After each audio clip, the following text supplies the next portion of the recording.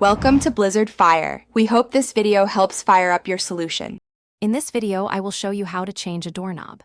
First, gather your tools: a Phillips head screwdriver, a flathead screwdriver, and your brand new doorknob. Make sure your new doorknob's backset measurement, typically 2 3/8 inches or 2 3/4 inches, matches your door. Also, check the bore hole diameter, usually 2 1/8 inches. Having the right fit makes installation much smoother and quicker.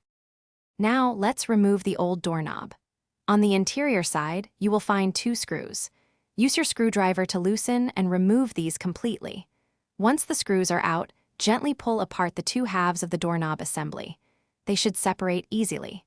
Finally, remove the 2 small screws holding the latch plate on the door's edge, then slide the old latch mechanism out of the door. With the old hardware removed, it is time for the new installation.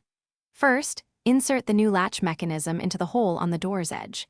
Ensure the beveled side of the latch faces the direction the door closes.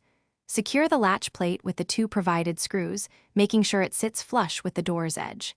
Next, slide the exterior doorknob through the larger bore hole, aligning its spindle with the latch mechanism.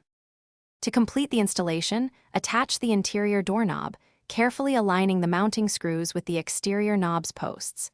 Insert and tighten the screws, but be careful not to over-tighten, as this can bind the mechanism. Once secured, test the new doorknob thoroughly. Check that the latch retracts smoothly, the knob turns freely, and any locking mechanism functions correctly. Enjoy your newly installed doorknob.